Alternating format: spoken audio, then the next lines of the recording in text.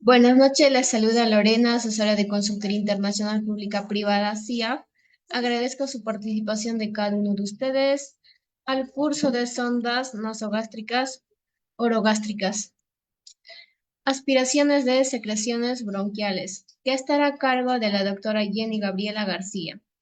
Para el buen desarrollo de la ponencia, les dejo algunas recomendaciones. Mantener su cámara y micrófono apagada, a menos que el ponente solicite su participación. Para los asistentes que desean obtener la clase grabada, materiales de estudio certificado, les dejo el número en el chat.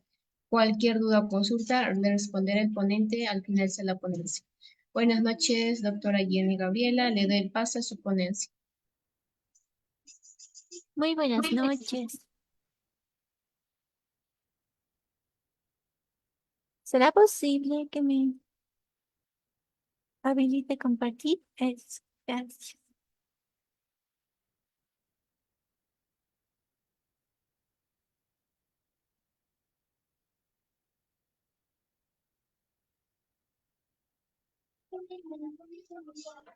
Ya, doctora, puede iniciar con la ponencia.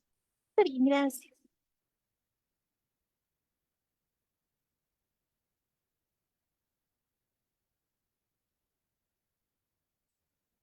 Bueno, primeramente me presento, soy la doctora Gabriela García. En esta oportunidad voy a hablar sobre lo que es el tema de sondas nasogástricas, orogástricas y aspiración de secreciones bronquiales.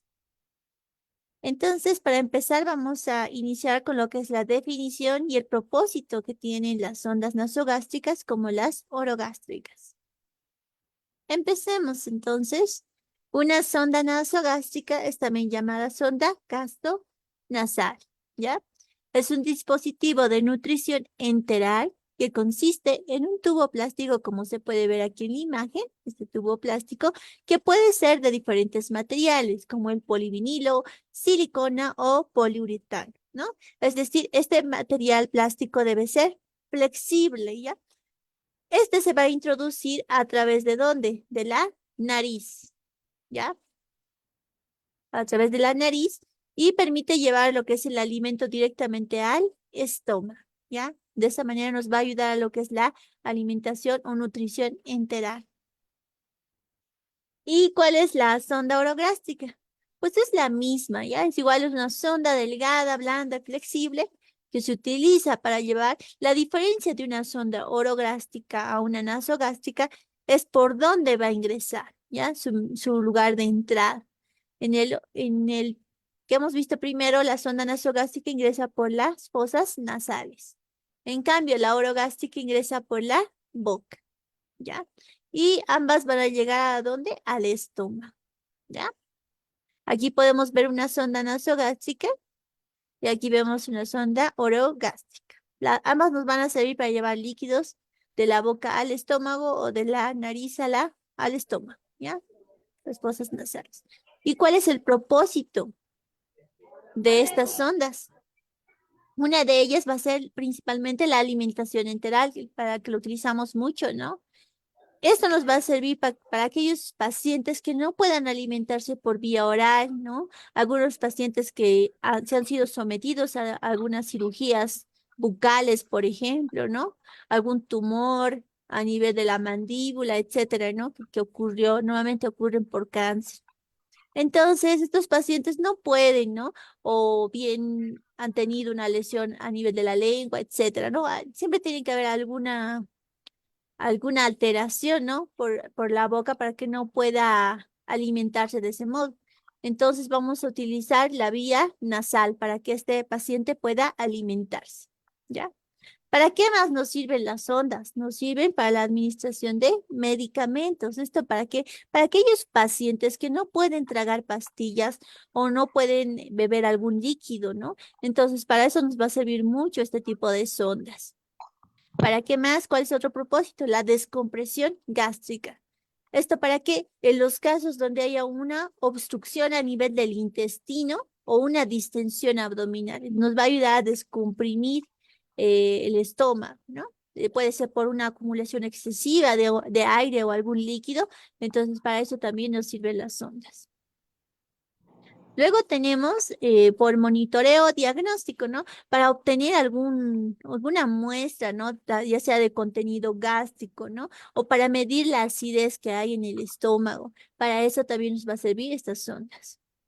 ¿Para qué más? Para el control de hemorragias digestivas, ¿no? Principalmente para administrar líquidos y medicamentos, ¿no? En este tipo de pacientes. Y vamos viendo un poco de anatomía y fisiología, ¿no? Para entender cómo es que se deben colocar estas sondas nasogástricas, nosotros debemos conocer bien lo que es la anatomía de, por ejemplo, en este caso de cavidad nasal, ¿no? Y en el caso de las orogástricas, tendríamos que conocer la cavidad bucal, ¿no? ¿Por dónde es que deben ir dirigidas estas sondas? Entonces aquí vemos el tracto gastrointestinal. Para empezar, ¿qué consta de qué? Primero empezamos por la boca y esta se comunica con el esófago, ¿no? La boca nos va a servir para la masticación, formar el bolo alimenticio y luego este bolo alimenticio va a ir por el esófago, va a llegar al estómago donde se va a mezclar por proceso de hidrólisis y va a ocurrir el almacenamiento y formación del quimo. Y este va a ser dirigido a lo que es el duodeno, posteriormente a yeyuno, ilium, colon, ¿no? Y hasta el recto y el ano, ¿no? Esto es el tracto gastrointestinal, además que aquí participan algunos otros órganos más, ¿no? Pero nosotros deberíamos conocer esta parte, ¿por qué? Porque necesitamos poner una sonda, ¿no? Para eso está. Entonces, ¿por dónde debería ingresar esta sonda, la sonda nasogástrica? Para eso debemos conocer la cavidad nasal, ¿no? Viendo aquí una imagen en un corte medial, ¿ya? Vamos viendo que ya tenemos aquí tenemos las fosas nasales. Posterior a ello vemos aquí estos que son los cornetes, ¿no? Aquí tenemos el cornete, aquí tenemos el otro cornete, ¿no ven? Y entre ellos se van a formar estos espacios a lo que nosotros llamamos meatos, ¿no? Meatos. Posterior a ello, ¿qué tenemos? Aquí tenemos el orificio de la trompa de Eustaquio que comunica con la cavidad timpánica. Superior a esto que vemos, aquí está el hueso nasal, tenemos al hueso etmoides, hacia arriba está el bulbo olfatorio, el nervio olfatorio, ¿no? Y aquí tenemos al esfenoides, etcétera, ¿no? Estos son los que van a conformar lo que es la cavidad nasal. Y hacia abajo, ¿qué tenemos? Tenemos al maxilar superior, ¿no? Aquí está el maxilar superior, los que forman la cavidad bucal, ¿no? Luego tenemos, bueno, principalmente esos, ¿no? Ah, y aquí la faringe. ¿Ya? Y luego de la faringe, aquí comunicamos, ¿no? La faringe puede comunicarse por la laringe o podemos irnos al esófago, ¿no? Aquí atrás está el esófago y aquí está la laringe.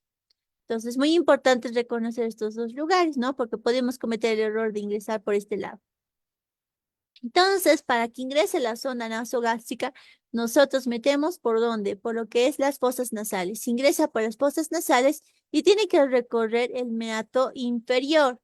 Este baja y desciende a lo que es la faringe, la nasofaringe, ¿no? Baja y llega ¿a dónde? Al esófago. Se comunica con el esófago, ¿ya? No a la laringe. Esto siempre hay que tener mucho en cuenta. Siempre tiene que ir al esófago. Y luego del esófago, ¿a dónde va a ir? Va a llegar, bueno, al estómago, ¿no? Donde queremos llegar. También debemos conocer la cavidad bucal, ¿no? Principalmente, bueno, la boca la reconocemos fácilmente, ¿no? Aquí tenemos una lengua, aquí está la lengua.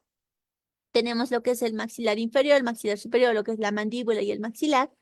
Aquí están los dientes, entonces la sonda debe atravesar por aquí y debe llegar ¿a dónde? A la orofaringe. De la orofaringe debe descender no hacia la laringe, debe descender al esófago. Lo que estamos viendo aquí, miren, aquí está el esófago. Desciende por el esófago y llega al estómago, ¿ya? Entonces hay que tener mucho cuidado a la hora de poner una sonda. Y aquí podemos ver, ¿no? Cómo está ingresando la sonda.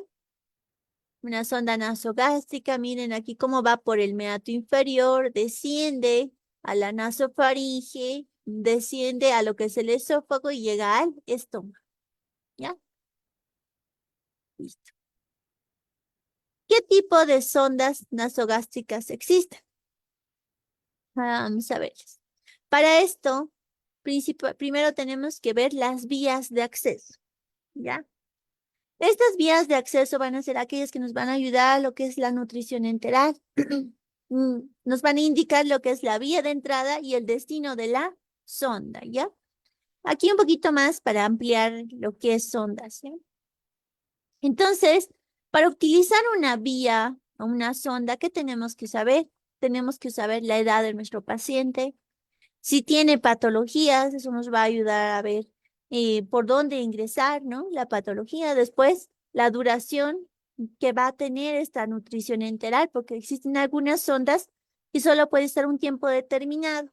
Entonces, tenemos que saber cuánto tiempo es que va a necesitar la sonda nuestro paciente.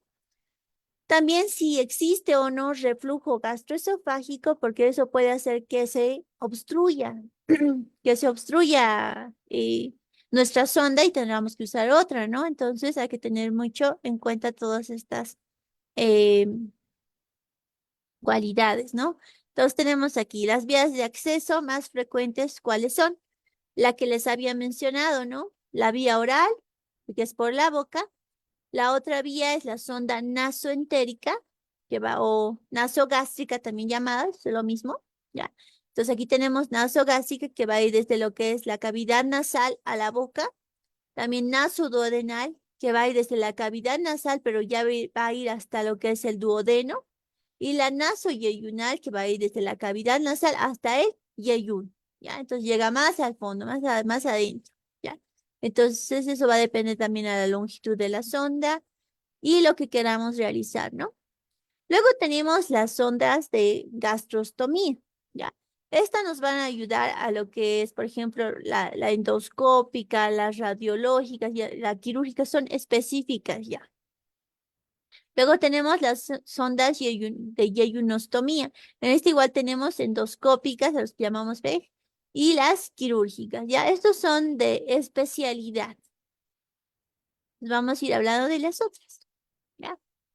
Entonces, ¿para qué nos va a servir? Como les decía, para dar aporte nutricional o soporte nutricional por la boca, ¿no? En algunos casos. ¿Qué más? Es la ruta más fisiológica porque respeta la progresión normal de los nutrientes a través del tracto gastrointestinal. Nos va a ayudar mucho porque ya, o sea, nuestro cuerpo está diseñado para que los alimentos ingresen por la boca y vayan por todo lo que es el tracto gastrointestinal, ¿no? Pero ¿qué requiere? Requiere la colaboración de nuestro paciente, ¿no?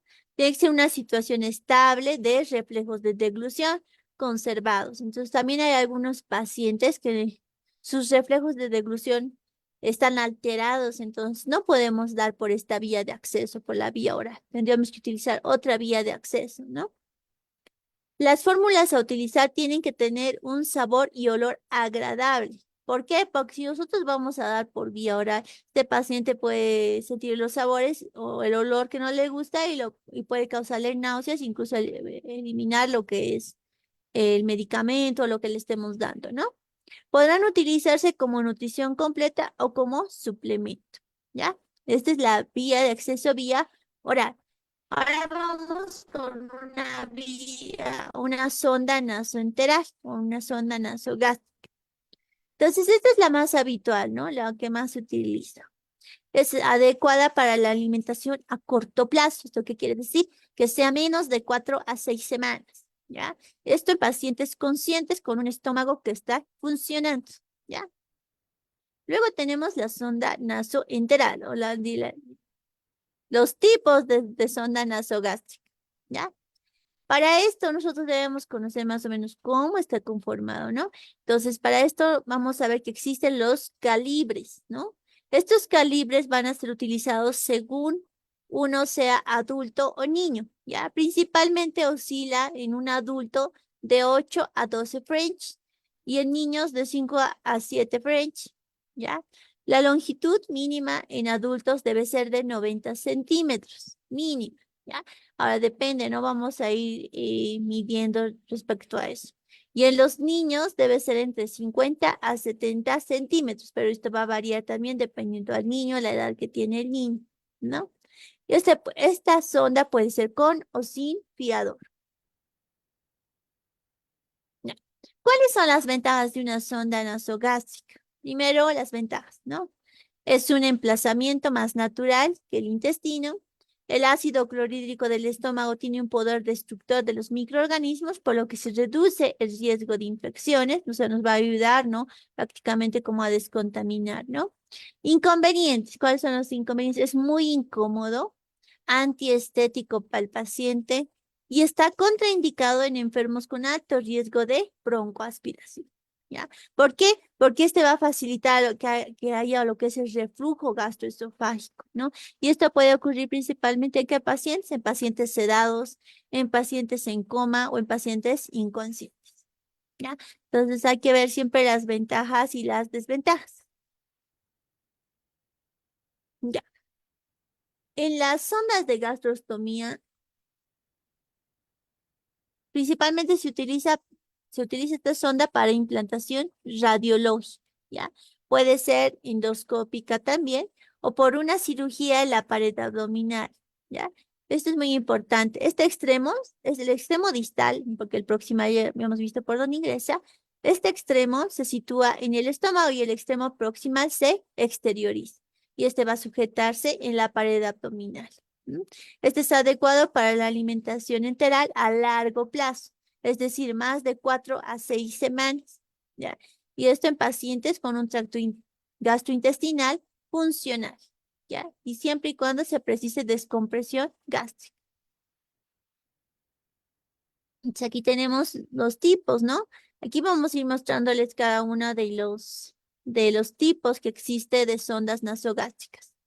Tenemos la sonda de aspiración, ¿no? Las sondas de aspiración. Dentro de las sondas de aspiración tenemos a la sonda de Salem, a las sondas de Levin y en sondas de nutrición tenemos a las de SIM y en sondas de nutrición nasoentéricas o transpilóricas tenemos a la lastrada, a la transpilórica y a la Bigman, ¿ya? Entonces vamos empezando por una de las sondas que se conoce, que es una sonda de aspiración, la Salem, ¿ya? En la cual no se debe tapar la válvula y este normalmente se puede utilizar por 20 días. Y aquí tenemos a esta sonda, la sonda de Salem, ¿ya? Tenemos a la sonda de Levin, de polivinilo. Es diferente la de polivinilo a la de poliuretano, ya el material es distinto. Este de polivinilo solo tiene una sola vía y dura 20 días. Pues lo puedes utilizar por 20 días. Y la de poliuretano puede durar 3 meses. Esto depende por el material. Entonces vamos conociendo a la sonda de Levin de polivinilo. Aquí lo pueden observar. Todas estas sondas son flexibles, ¿ya? Y es de una sola vía. Vamos con la sonda de Levin de poliuretano. Esta puede durar hasta 3 meses. Aquí la tenemos. Miren, el material es diferente al otro, ¿no ve? El otro es de polivinilo y este es de poliuretano. ¿Ya? Vamos entonces a las sondas de nutrición. Entre las sondas de nutrición tenemos a la de SIM, que es poliuretano, igual que en el otro, pero este tiene un pequeño calibre. Vean cómo es, miren, su calibre es mucho menor. Luego tenemos a las sondas de nutrición nasoentéricas o transpilóricas. Aquí tenemos a la lastrada, que ya está en desuso, ya en muy pocos lugares se les utiliza, o en situaciones de emergencia, ¿no? Cuando no se tiene otra sonda. Y es esta, es sumamente delgadita. Luego tenemos a la sonda transpilórica, esta que puede colocarse como sonda nasogástrica. Y aquí está la sonda transpilórica. ¿Ya? Luego tenemos a la Beckman. Esta espiral tiene una espiral que se adapta a los anillos intestinales, esto ya cuando queremos llegar más adentro, ¿no? Y aquí está la sonda Beckman. Ah, miren. ¿Cuáles son los cuidados que se debe tener respecto a una sonda nasogástrica? Primero, se tiene que mantener muy limpia la parte externa de la sonda, ¿no? Luego, infundir la cantidad de agua necesaria. Esto según la edad del paciente, tras la administración de cada comida o medicación, ¿no? Siempre debemos comprobar la posición correcta de la sonda. Cambiar la sonda nasogástrica cada 3 días o siempre que esté obstruida y se hayan probado antes las medidas adecuadas para desobstruir, ¿ya? Pueden obstruirse. Cuando nosotros vemos que ya se ha obstruido, obviamente tenemos que retirar y poner otra, ¿ya? Limpiar los orificios nasales con un bastoncillo de algodón humedecido en agua. Es necesario cuidar la higiene bucal, suavizar la zona de la nariz y los labios con una crema hidratante antes de meter lo que es la sonda nasogástrica. ¿Cómo se debe administrar? ¿Cómo administrar? Vamos a administrar tanto lo que son alimentos y medicamentos. Con respecto a los alimentos, se debe administrar de forma continua o intermitente. Ya esto va a depender de cada paciente. ¿Ve? Se puede administrar con una jeringa para administración rápida. Puede ser por gravedad. Esta va a ir más lenta y va a ser más tolerable para el paciente. Puede ir por bomba. Esta va a regular exactamente la velocidad de infusión. Vamos con medicamentos. ¿Cómo se debe administrar los medicamentos? No se debe mezclar los alimentos con medicamentos, a salvo prescripción médica. ¿Ya? Tomar en cuenta esto. Solo se utilizan medicamentos líquidos. ¿Ya? Después de administrar los medicamentos, se debe pasar 5 o 10 ml. ¿Ya? Listo. Y en cuidados generales, bueno, como les decía anteriormente, ¿no? Tenemos que mantener lo que es la sonda permeable mediante la irrigación y los cambios de posición. ¿Ya? Luego, observar y registrar todas las características del drenaje. ¿Esto para qué? Por si se obstruye, ¿no? Si pasa algo a ese nivel.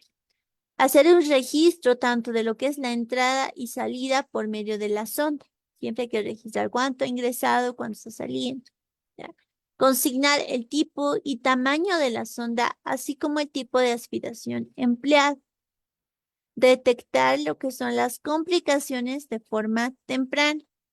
Siempre, ¿no? Siempre hay que estar viendo la sonda si está haciendo, si está funcionando, si está pasando los alimentos, los medicamentos, etc.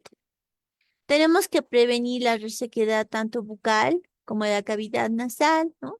Y siempre hacer la limpieza de las secreciones que existen. Y vámonos con lo que es la aspiración de las secreciones bronquiales. Para esto tenemos que entender lo que son las vías respiratorias. Bueno, empecemos por lo que es la cavidad nasal que les había hablado al principio, ¿no? Que está conformada por lo que son los cornetes, ¿no? El cornete superior, medio, inferior. Estos van a delimitar lo que son los meatos, ¿no? Y les decía en la anterior diapositiva que por el meato inferior es por donde deberían pasar estas sondas, ¿no? En este caso, que vamos a hablar de lo que es la aspiración de secreciones bronquiales, necesitamos conocer la vía respiratoria, ¿no? Para esto tenemos que conocer la vía respiratoria superior y la vía respiratoria inferior. Entonces tenemos la vía respiratoria superior. Esta vía respiratoria superior está conformada por lo que es la cavidad nasal. Bueno, va desde lo que es la cavidad nasal, va a lo que es la nasofaringe y va a llegar a lo que es la laringe. Y aquí empieza lo que es la tráquea, ¿no? Y aquí ya nos vamos con lo que es la vía respiratoria inferior, ¿no? Tenemos la tráquea, va a los que son los bronquios, bronquio derecho, bronquio principal derecho, izquierdo, ¿no? Luego tenemos aquí a lo que es el pulmón, ¿no? Los bronquios van a ir a los bronquiolos a los alvéolos y los alvéolos van a hacer el proceso de hematosis, ¿no ve?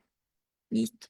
Entonces esto va a tener que ver con el pulmón. Entonces aquí ya vemos la vía respiratoria. Aquí igual estamos viendo lo mismo, vemos la faringe, vamos a la laringe, tráquea, bronquios, bronquiolos, ¿no? Y luego vienen los alvéolos y los pulmones, ¿no? Aquí vemos la diafragma.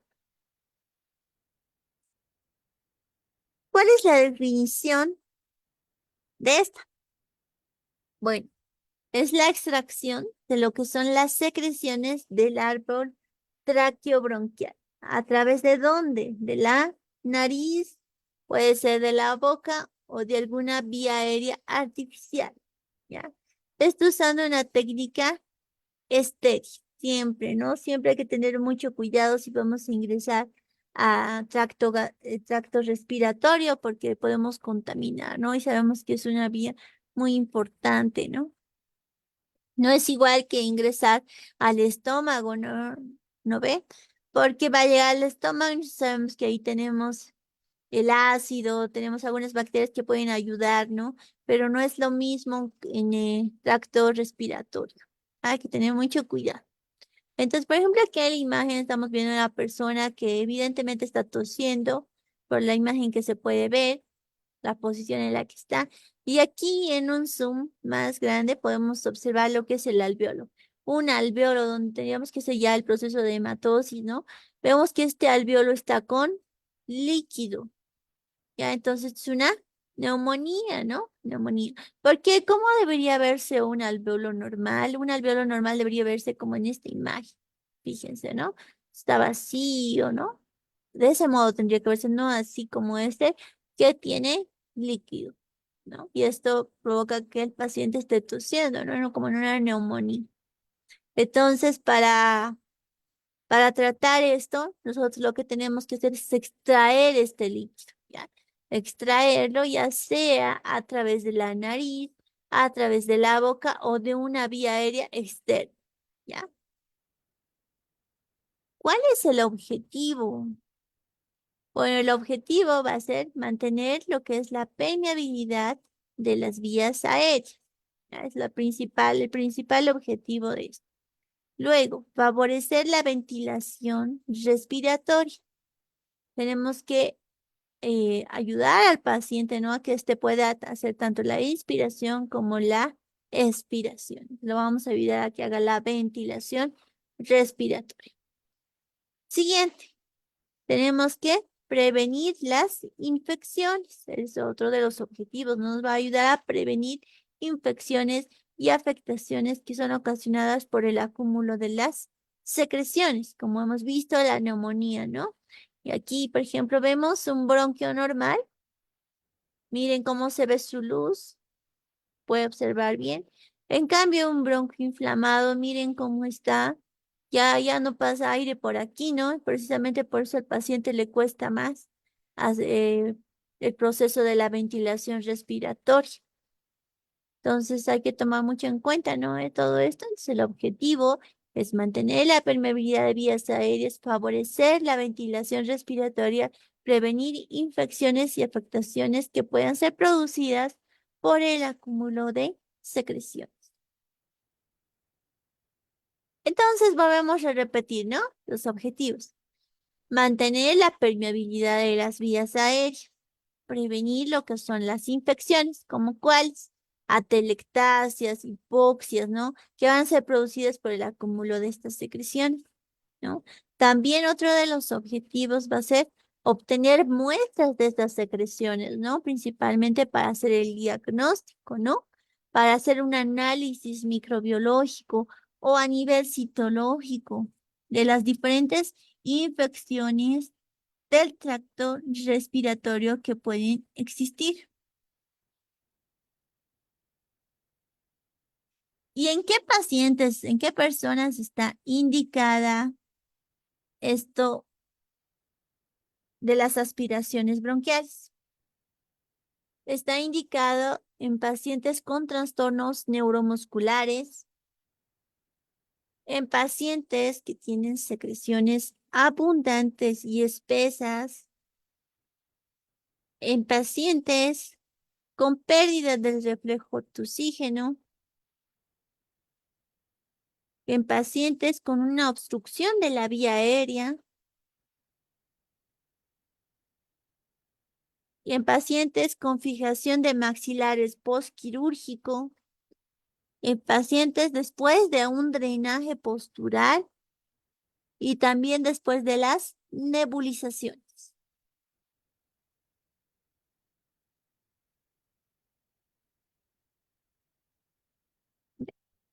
Aquí vemos otras indicaciones más, por ejemplo, en pacientes que tengan una tos inefectiva, en pacientes con gran cantidad de secreciones que van a imposibilitar mantener una vía aérea permeable.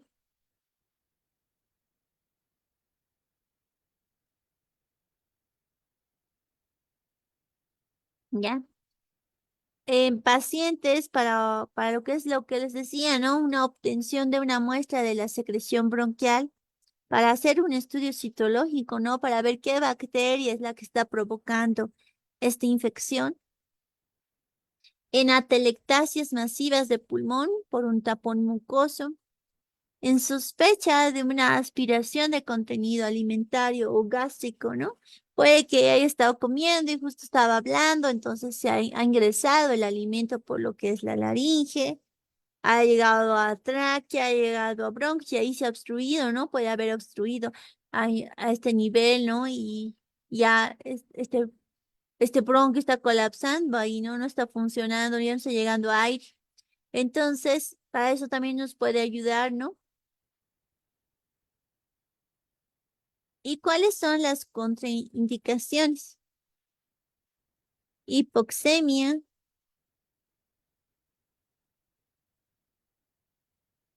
también en pacientes con atelectasia, en pacientes con broncoespasmo, en pacientes que tienen arritmias, en pacientes que tienen un aumento de lo que es la presión intracraneal, en casos de traumatismos del árbol traqueobronquial.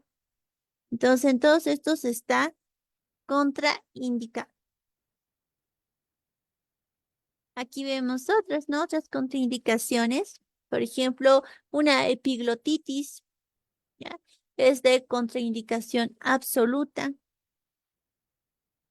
Sabemos que la epiglotis es uno de los cartílagos de la laringe, ¿no? Entonces, esta es la encargada de cerrar lo que es la laringe para que ingrese. Para que ingrese lo que es el bolo alimenticio a lo que es el esófago. Entonces, si existiera una epiglotitis, esta estaría inflamada, ¿no? Y tal vez no pueda cumplir ni siquiera su función, que es la de cerrar, ¿no? Y esto que ocasionaría que nuestro paciente pueda, o sea, no podamos aspirar lo que necesitamos aspirar, porque obstruiría ya que ésta se encuentra inflamada. También en pacientes con lo que es la fractura de base de cráneo, principalmente esto en accidentes, ¿no? En pacientes con hemorragia nasal, en casos de laringoespasmo, por ejemplo, en infarto de miocardio y en broncoespasmo.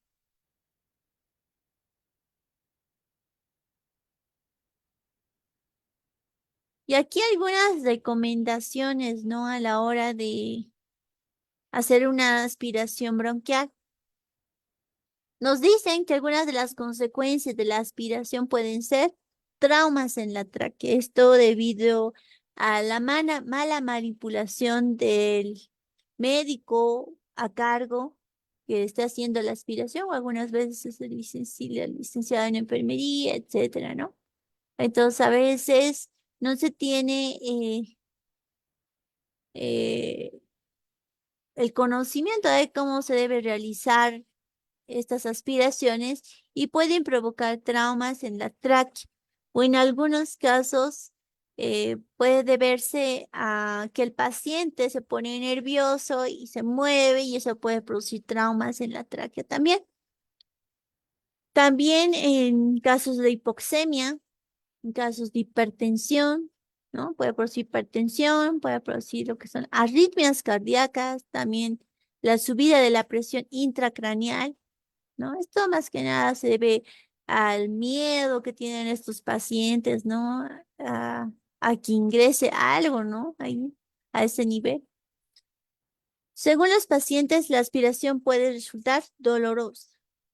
Sí, en muchos casos los pacientes se quejan de dolor y eso les produce ansiedad, ¿no? Y incluso entre familiares, entre la sociedad misma, dicen que duele mucho y entonces el paciente ya viene con esa ansiedad, ¿no? Dice, me va a doler, y peor se mueve y peor termina lesionado, lastimado el paciente, ¿ya? Luego, lo que es la administración de un bolo de cloruro de sodio al 0,9% salino normal, se dice que se utiliza para fluidificar las secreciones, pero no se encuentra esto constatado en la literatura. Pero muchos médicos lo realizan, ¿ya? Para fluidificar las secreciones. Como cuarto punto, existe la posibilidad de que aparezcan múltiples bacterias en lo que es la vía aérea inferior durante lo que es la práctica de la aspiración.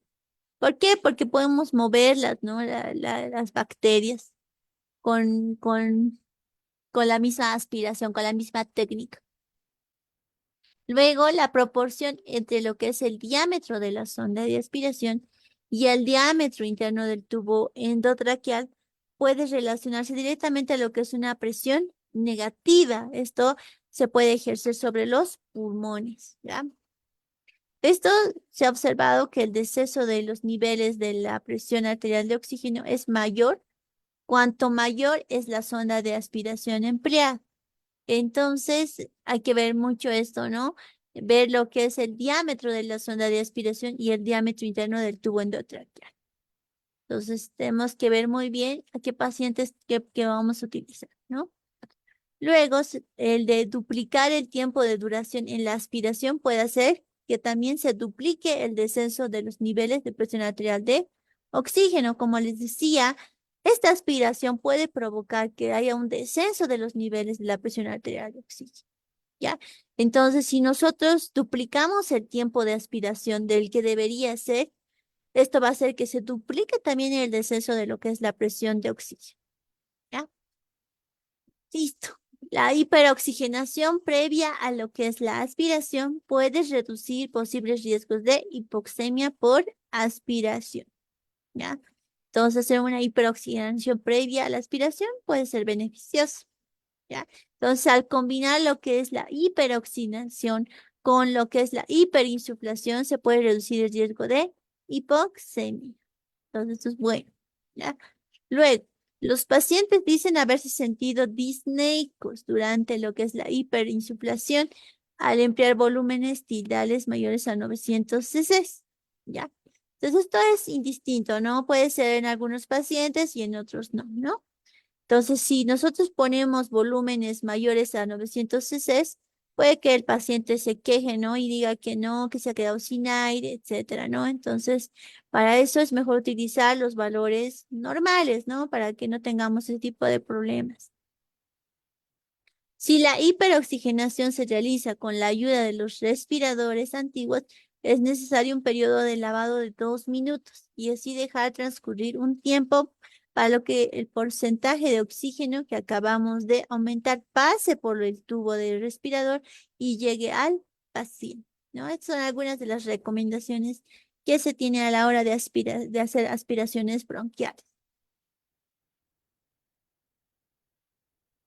Como punto número 10, la utilización de un ventilador en la hiperinsuflación y la hiperoxigenación en lugar de la técnica con bolsa de resucitación anteriormente utilizada, lo que es el AMBU, ¿no? Esta que puede reducir las alteraciones hemodinámicas, ¿no? El aumento en los niveles de la presión intracraneal media, la presión arterial media, la presión de perfusión cerebral, estos pueden guardar una relación con lo que es la aspiración en caso de pacientes con traumatismo craneal agudo, ¿ya? Y esto puede acumularse en estos cambios con una secuencia de aspiración consecutiva. ¿Ya? Las secuencias repetidas de lo que es la hiperinsuflación y aspiración pueden dar lugar a cambios hemodinámicos significativos en la presión arterial media. Eso ya se había dicho anteriormente, que también altera la presión arterial de oxígeno.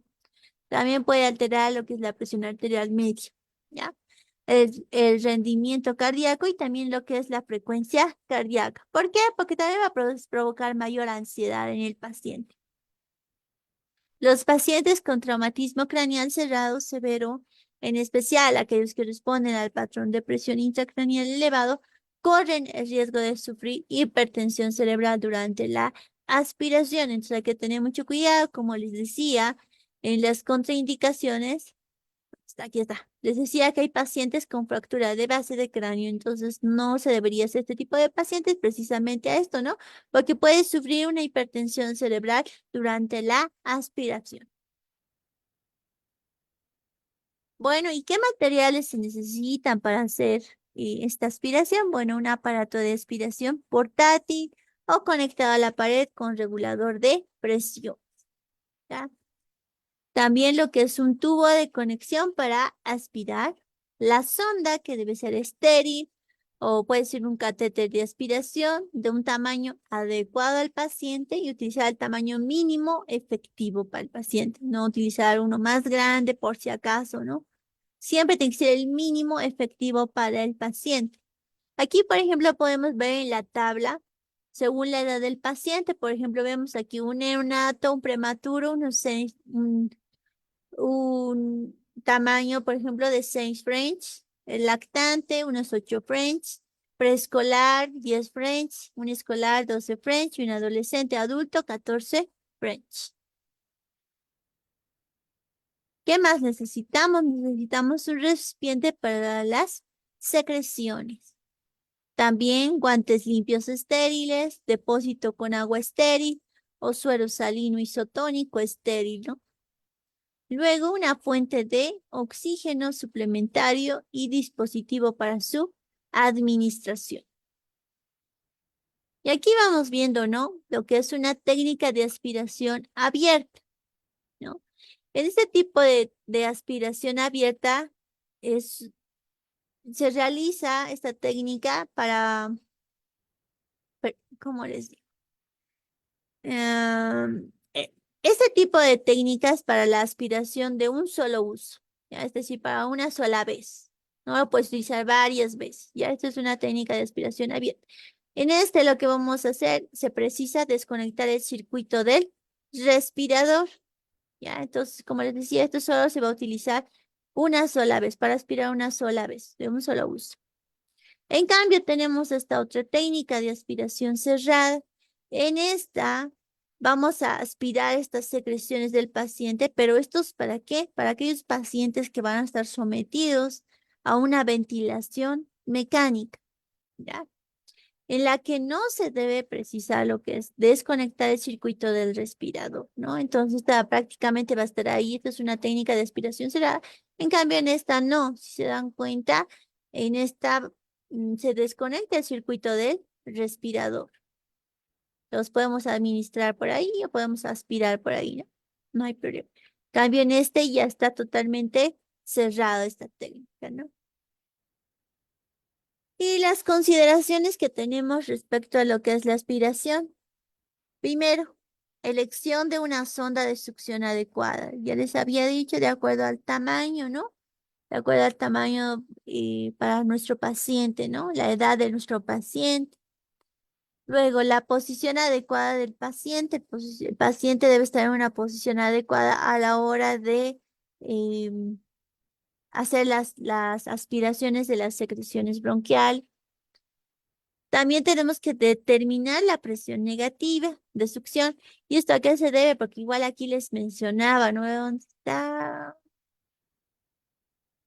Ay, no. Bueno, la cuestión es que sí o sí debe estar conectado y tenemos que calibrar lo que es la presión, ¿no? Esta presión negativa vamos a variarla según esto, ¿no? Es- como les decía, una presión que es excesiva puede ocasionar traumatismos. ¿De dónde? De la membrana de la mucosa. Puede producir hemorragias, incluso extraer un tejido. Entonces, esta presión, o sea, el aspirador está conectado a una bomba. ¿Dónde está? A esta, aquí está, ¿no? A este dispositivo, ¿no? A este recipiente para lo que son las secreciones. Entonces, este dispositivo está conectado y este debe ser a una presión que no debe ser excesiva, porque si no puede provocar lo que es, como les decía, ¿no? Traumatismos en la membrana de la mucosa, hemorragias y extraer incluso tejido del paciente, ¿no? Entonces, ¿cómo deberíamos calcular esto de las presiones? En los adultos es de 80 a 120 milímetros de mercurio. Y esto en dispositivos fijos, ¿ya? Ahora, hay dispositivos portátiles. En los dispositivos portátiles se utiliza de 10 a 15 milímetros de mercurio. En niños va a ser en los fijos de 95 a 110 milímetros de mercurio y en los portátiles de 5 a 10 milímetros de mercurio. En los neonatos va a ser de 50 a 95 milímetros de mercurio y en los portátiles de 2 a 5 milímetros de mercurio. Estos datos son muy importantes a la hora de hacer aspiraciones bronquiales. Claro que en cada hospital se va a tener un dispositivo que lo van a manejar a una determinada cantidad, pero estos valores son valores que podemos tener como referencia, ¿no? Y cuando tenemos que tener estas consideraciones respecto a la elección de la sonda, a la posición de nuestro paciente y a determinar cuál va a ser la presión negativa que vamos a utilizar para hacer la succión de estas secreciones. Porque no podemos utilizar de 80 a 120 en un neonato, por ejemplo, una presión negativa. Estas podría ocasionar, como decía, hasta hemorragias. Podemos extraer un tejido y eso nos puede causar graves problemas, ¿no? Entonces tratamos de siempre tener en cuenta estos valores, por lo menos de referencia, ¿no? Esto se hace previo al procedimiento. ¿Qué más? ¿Cómo vamos a monitorear, no? Para la monitorización tenemos que ver lo que es la coloración que tiene, ¿no? ¿Qué coloración estamos extrayendo de las secreciones, ¿no? También vamos a ver lo que es la saturación de nuestro paciente. Siempre vamos a estar saturando a nuestro paciente. Porque recordemos que estamos en vías respiratorias, también el sonido de la respiración que tiene, ¿no? El patrón que tiene la frecuencia respiratoria, ¿no? También las características de las secreciones y las características que tiene la tos. Entonces, todo esto vamos a monitorear. En cuanto a las complicaciones, como les decía, puede ocurrir primero una infección, ¿no? Por mal manejo podemos provocarle una infección a nuestro paciente y tal vez una infección que no tenía. Le podemos provocar una infección debido a la mala antisepsia y asepsia, ¿no? Luego puede ocurrir hemorragias o sangramiento, ¿no? También hipertensión o hipotensión, dependiendo de las presiones, ¿no? La hipoxemia o hipoxia de nuestro paciente. ¿Qué más? Un paro respiratorio en el peor de los casos. Atelectasias, podemos producirle un broncoespasmo. Entonces, son todas las complicaciones que ocurren a la hora de hacer eh, una aspiración bronquial, siempre y cuando no se tenga la experticia de hacerlo de manera adecuada o no se tenga la técnica adecuada o no se sepa las indicaciones, ¿no? Y contraindicaciones que se tiene respecto a hacer las aspiraciones bronquiales. ¿Y cuáles van a ser los resultados que esperamos? Primeramente, la eliminación de las secreciones, que para eso estamos, ¿no? Eso es lo que vamos a hacer. Luego, nos va a mejorar los datos de los gases en sangre. Por eso siempre vamos a hacer la saturación de oxígeno de nuestro paciente, porque cuando hacemos esta eliminación de estas secreciones va a mejorar la saturación de oxígeno, ¿ya?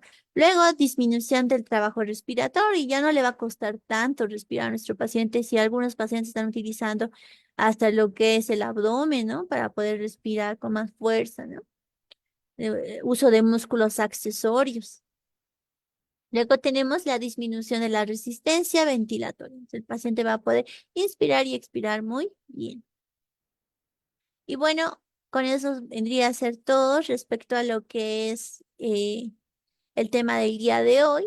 Aquí les dejo un poco de bibliografía para que lo puedan revisar con más detenimiento. Si tienen dudas o preguntas por el chat, por favor.